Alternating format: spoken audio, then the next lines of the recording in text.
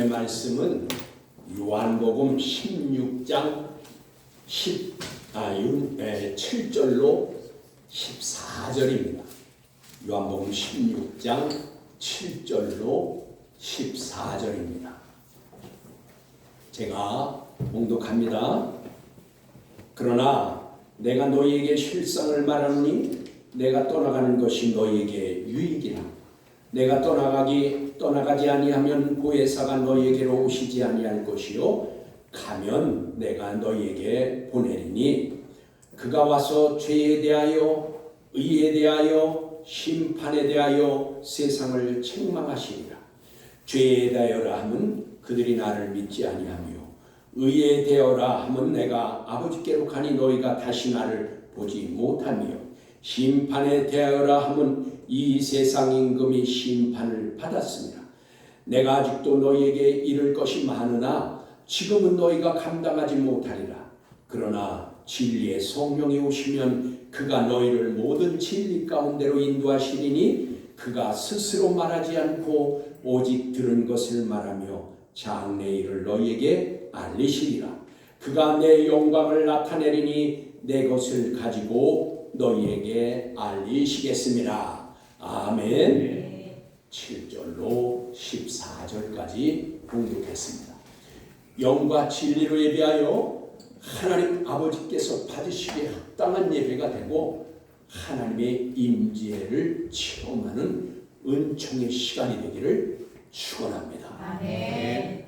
오늘 말씀의 주제는 죄에 대하여, 의에 대하여, 심판에 대하여, 죄에 대하여, 의에 대하여, 심판에 대하여. 예수 그리스도의 증인으로 살려면 반드시 고난과 핍박을 받게 됩니다. 그럴 때에 슬픔과 고통을 느끼게 될 수 있으나 그리스도인이라면 이러한 미패의 슬픔, 고통을 체험해야만 합니다. 왜냐하면 이것이 기쁨의 원천이 되기 때문인 것입니다. 예수 때문에 고난과 시련이 없는 사람은 기쁨도 맛볼 수 없다, 그 말입니다. 오늘 본문의 말씀은 그리스도인들이 겪는 고난과 핍박 때에 하나님께서는 우리를 홀로 버려두시지 아니하는 것이라고 말씀하는 것입니다. 우리를 하나님은 홀로 버려두시지 않는다, 그 말이에요. 성령께서 오셔서 도와주실 것과 성령께서 오셔서 하실 일에 대하여 예수님께서 지금 친히 말씀해 주셨습니다. 여러분, 그래서 7절을 보시면 그러나 내가 너희에게 실상을 말하노니 내가 떠나가는 것이 너에게 유익이라 라고 하셨습니다. 6절의 말씀에서 예수님께서 제자들을 떠나 아버지께로 가신다고 하자 근심에 쌓인 제자들에게 내가 떠나가는 것이 너에게 유익하다고 하신 것입니다. 실상을 말하노니 라고 하셔서 예수님께서 있는 그대로를 말씀해 주신다는 뜻으로 생각하실 수 있으나 여러분, 실상이 알레데이아입니다. 그래서 알레데이아는 진리를 말하는 것입니다.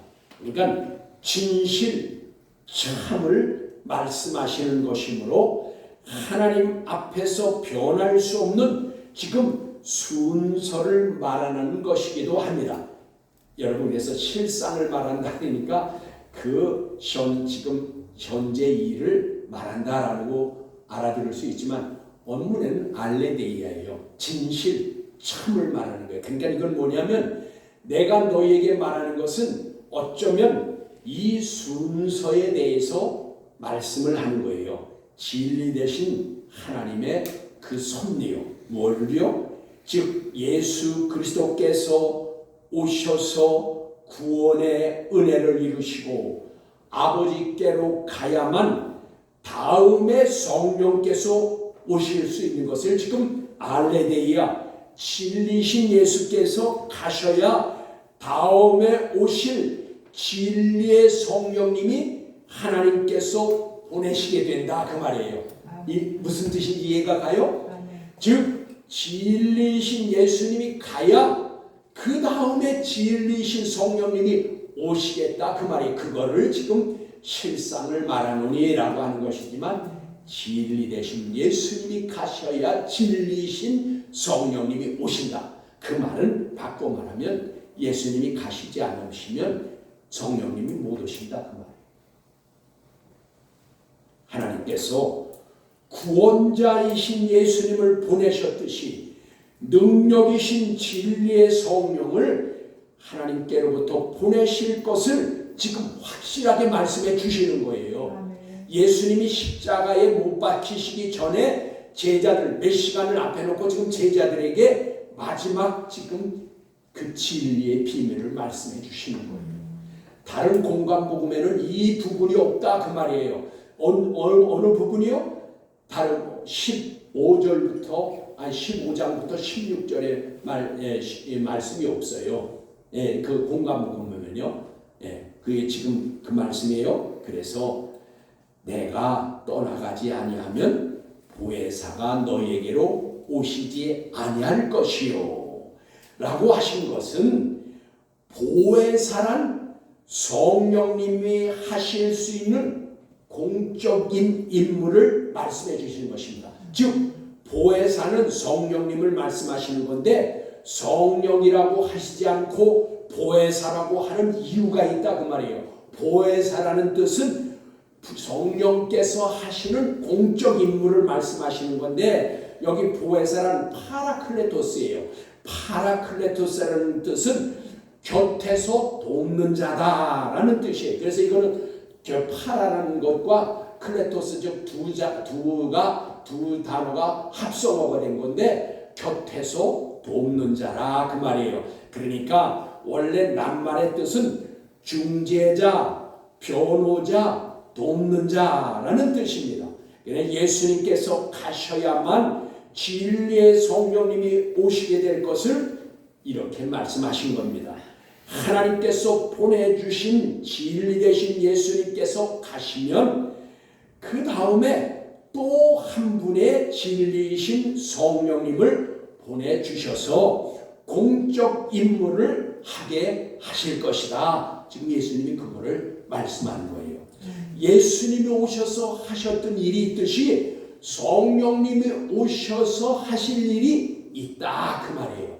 그것이 공적 임무다. 그래서 그러므로 예수님이 성령 여기 그 7절 하반절에 보면 가면 내가 그를 너희에게 보내리니 라고 하셨습니다. 그러므로 예수님이 성령님을 보내시는 것으로 오해할 수 있으나 여러분 그렇지 않습니다. 우리말 성경에는 내가 라는 단어가 있습니다. 내가 어떻게 해요? 내가 그를 너희에게 보내리라 그랬는데 원문에는 내가라는 단어가 없습니다. 이거는 쉽게 이해하기 위해서 의역을 한 거예요. 그러니까 내 원문에는 내가라는 단어가 없어요. 그래서 그냥 가면 그를 너희에게 보내리니 다시 말하면 예수께서 내가 가면 그를 보내신다 그 말이에요. 누가 그러면 이 말은 무슨 뜻일까요? 이 말씀은 예수님께서 가시면 그를 즉 진리의 성령님을 하나님께서 보내주신다는 것이 옳습니다. 그런 뜻이에요. 그러니까 왜냐하면 그걸 왜 그렇게 말씀드리냐면 여기 보내리니라는 것은 펜포입니다.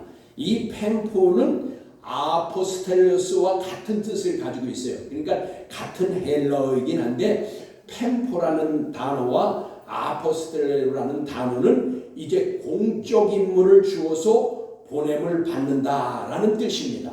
다시요. 펜포와 아포스텔레스는 같은 뜻을 가지고 있는데 어떤 뜻이냐? 공적 임무를 주어서 보낸다. 그러니까 하나님께서 예수 그리스도를 구원자로 공적 임무를 주어서 보내주셨던 것 같이 하나님께서 진리의 성령님을 공적 임무를 주어 보내실 것을 지금 예수님께서 친히 말씀해 주신 것입니다. 이것은 제 말이 아닙니다.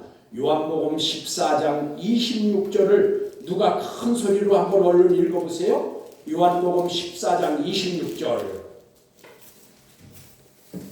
누가 먼저 찾은 사람이 큰 소리로 읽으세요. 예. 아버지께서 내 이름으로 보내실 네. 성령 그가 너에게 모든 것을 가르치고 내가 너에게 말한 모든 것을 생각나게 하리라. 아멘. 그렇습니다. 보십시오. 그러면 공적 임무를 띠고 오시는 진리의 성령님께서 하실 일이 무엇이라고요? 본문 8절에 보니까 그가 와서 죄에 대하여 의에 대하여 심판에 대하여 세상을 책망하시리라 라고 하셨습니다. 이 말씀은 이런 것입니다. 진리의 성령님이 오시면 죄에 대하여 책망하시고 의에 대하여 드러나게 하시고 의는 드러나게 하시고 심판에 대하여는 입증할 것입니다. 다시요. 죄에 대해서는 책망하시고 의에 대해서는 드러나게 하시고 심판에 대해서는 입증할 것이고 세상을 정죄하고 폭로하실 것입니다. 여러분 8절 끝부분에 책망하시리라 하셨는데 이 책망하시리라는 것은 이것은 순화시킨 번역이에요. 원문의 뜻을 잘 반영하지 못한 것입니다. 원문에는 엘렌코라고 되어 있어요. 엘렌코라는 것은 정죄하다, 폭로하다 그런 뜻이에요. 그러니까 이것은 뭐예요? 이것은 시브리어로는 뭐라고 그랬냐면 야카흐 그랬어요. 다시 말하면 야카라는 것은 처벌하다, 정죄하다 그런 뜻이에요. 그러니까 이걸 보니까 엘렌코나 야카흐나 이건 다 뭐냐? 죄를 정죄하거나 처벌하거나 그리고 폭로하게 한다 그 말이에요. 그러니까 성령님이 오시는 것은 우리 속에 사람 속에 마음에 우리 심령에 있는 것을 다 드러내게 해요. 그래서 우리가 여러분 은혜 체험을 하면 다 자기 죄를 고백하고 자기가 부끄러워서 숨겼던 것까지 다 토설하게 하고 회개하게 하잖아요. 그게 바로 이것을 성령님께서 오셔야 하는 거예요. 그래서 예수님이 가셔야 우리에게 유익하다 그 말이에요. 예수님이 가셔서 성령님이 오시지 않으면 이런 것들이 일어날 수가 없는 것이라 그 말이에요. 왜요? 우리는 다 체면이 있어서 이성적이어서 자기를 감추고 자기의 부끄러운 것, 자기의 비밀스러운 것은 다 감춰요. 그런데 성령님이 오시면 그 뭐예요? 여기 다 뭐라고 그랬어요? 책망하신다고 그랬는데 그 책망은 뭐예요? 다 들춰내고 폭로하고 정죄를 한다고 말이에요. 그래서 여기 이 말씀이 그러면 여러분 죄에 대해서 책망할 것이 무엇이냐? 9절입니다. 누가 읽어보십시오. 오늘 본문 9절이에요. 뭐라고 그랬어요? 죄에 대하여라 하면 그들이 나를 믿지 아니하라. 아멘. 그렇습니다. 죄에 대해서라 한 것은 뭐냐면 그들이 나를 믿지 아니하였다. 즉 성령께서 오시면 예수 그리스도를 믿지 아니하면 죄인이라는 것을 깨닫게 하고 느끼게 하고 가책을 느끼게 한다고 말이에요. 그래서 성령님이 오셔야 내가 죄인인 것을 깨닫게 하신다 그 말이에요. 그래서 성령님이 하실 일을 여러분 성령께서 공적 임무를 띠고 오셔서 하실 일이 바로 예수 그리스도를 믿게 하는 것이요.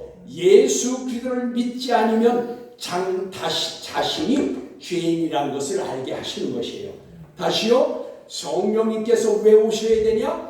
예수께로 인도하는 것이 성령님이에요. 그리고 예수를 믿지 않으면 당신이 죄인이라는 것을 깨닫게 한다 그 말이에요. 여러분 그래서 요한복음 14장 26절입니다. 그걸 한번 누가 읽어보시겠어요?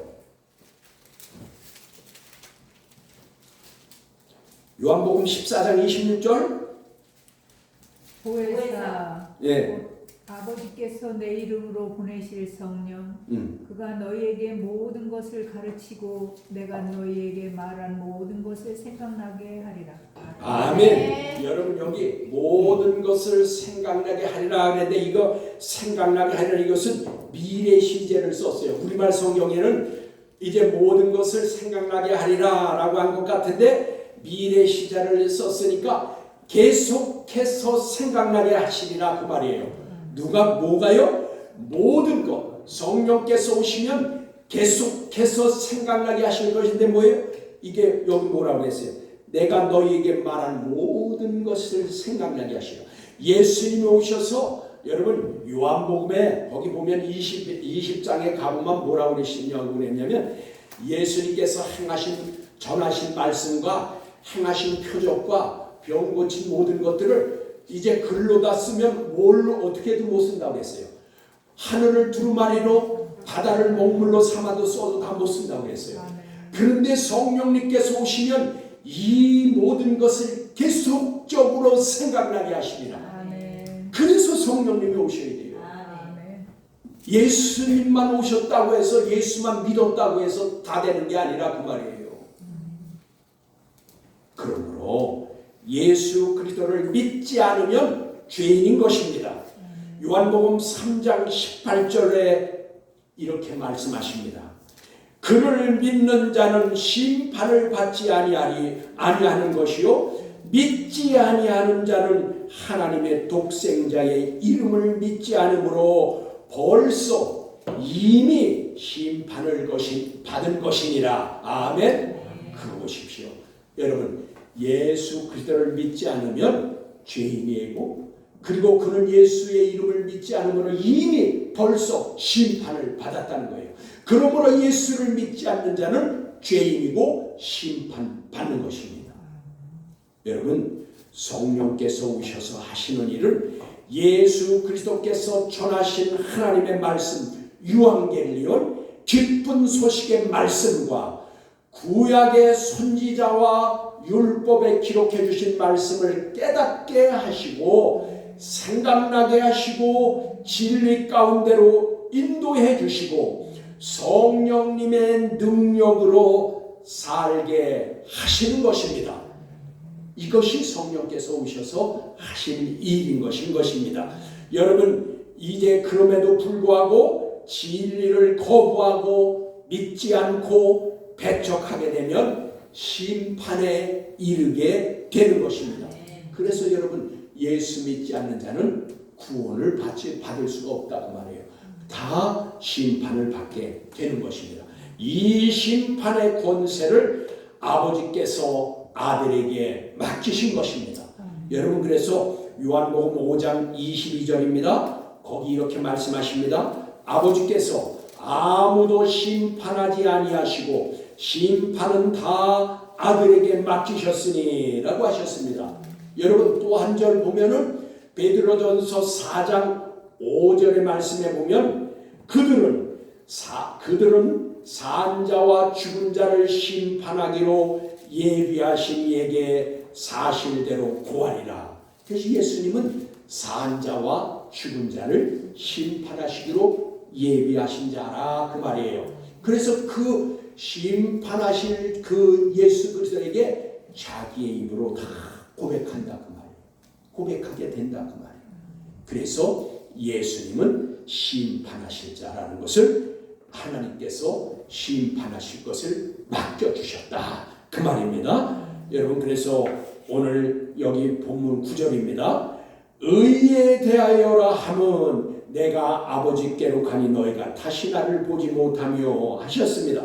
여기 이것은 진리의 성령께서 오시면 예수 그리스도의 의에 대하여 나타내게 될 것을 말씀하신 것입니다. 여러분 이 의는 하나님께서 구약에 주권적으로 약속하신 말씀, 아들을 보내주셔서 아들을 믿는 자마다 구원해 주시는 하나님의 말씀의 의를 이루는 것입니다. 그래서 여기 의는요 우리가 하나님의 말씀으로 살아낸 의를 말하는 것이 아니라 여기에서 말하는 의는 하나님이 주권적으로 약속하신 언약, 예수 그리스도를 보내주실 것이고 그 보내주신 예수를 믿으면 그가 의를 이루는 거예요. 그래서 이것은 뭐냐?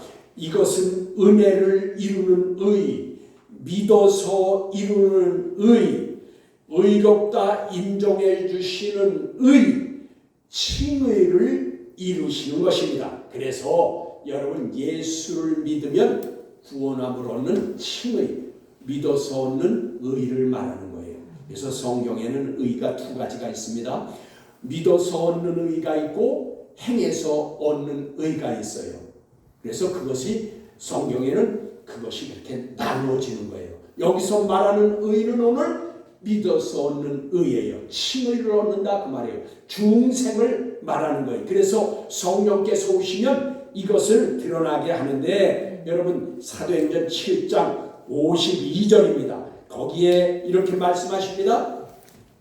너희 조상들이 선지자들 중에 누구를 박해하지 아니하였느냐?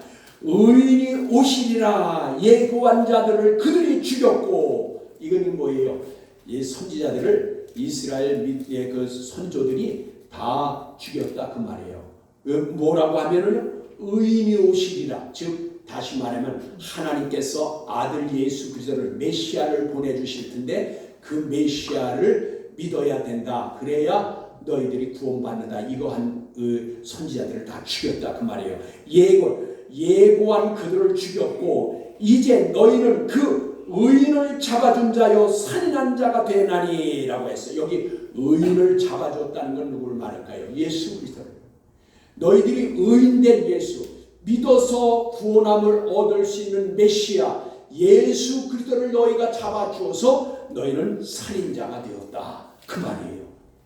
이 말씀은 예수 그리스도가, 이 의가 예수 그리스도를 믿어 얻는 칭의를 말하는 것입니다. 하나님께서 보내주시고 이제 의를 이루시는 아들을 죽인 유대교 종교 지도자들을 지금 책망한 것입니다. 여러분 의에 대하여 잘 말씀해 주신 성경이 있어요. 여러분 제가 지금 말씀드린 것은 제 해석이 아니라 그 말이에요. 베드로전서 3장 18절에 이렇게 말씀하십니다. 그리스도께서도